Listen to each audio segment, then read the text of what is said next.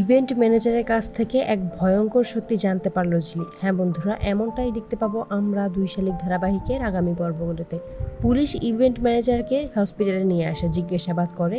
ঝিলিক তখনও গৌরব আর আখিকে চারদিকে খুঁজতে থাকে, কিন্তু কোথাও তাকে পায় না। শেষ অবধি মর্গে পর্যন্ত যায়, সেখানে গিয়ে প্রতিটা লাশকে দেখতে থাকে, কিন্তু কোথাও গৌরব আর আখিকে পায় না। দিশেহারা হয়ে পড়ে ঝিলিক।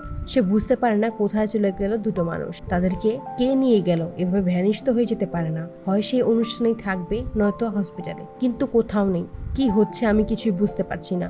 আখি তো বলেছিল ওর যদি কিছু হয়ে যায় আমি যেন দেবাকে দেখে রাখি। তাহলে কি আখি আগে থেকে কিছু বুঝে গিয়েছিল এরকমটা কিছু হবে? কে সেই শত্রু আমাদের যে বাবার কোনো রকম ক্ষতি করতে চাইছে এত বড়? কত মানুষের প্রাণ গেল, কত মানুষ নিহত হলো, কিন্তু কে এই মুখোশধারী মানুষ? সে কেন অনিমেষ রায়কে শেষ করার জন্য উঠে পড়ে লেগেছে? আমাকে সবকিছুই জানতে হবে। আমার কাঁধে এখন অনেক বড় দায়িত্ব।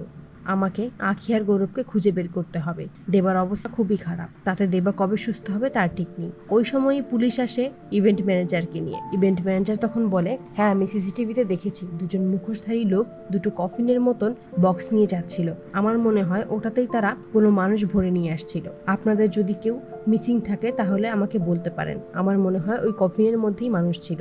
ম্যানেজারের কথা শুনে ঝিলিকের সন্দেহ হয়। ঝিলিক ভাবতে থাকে তাহলে কি ওইখানে গৌরব আর আখি আছে? যেভাবেই হোক আমাকে সেটা খুঁজে বের করতেই হবে। ফুটেজের মাধ্যমেই দেখতে পায় ওই লোকগুলো গাড়ির নাম্বার প্লেট বদলে দিয়েছে, এবং যেই নাম্বার প্লেটটা থাকে সেই নাম্বার নিয়েই করে জানতে পারে এটা কোথাকার গাড়ি, কোথায় বা যাবে। খোঁজ নিয়ে সেখানেই উপস্থিত হয় ঝিলিক। আড়াল থেকেই জানতে পারে অনিমেষ রায়ের ওপর প্রতিশোধ নিতেই কিয় গৌরবকে সেখানে কিডন্যাপ করা হয়েছে।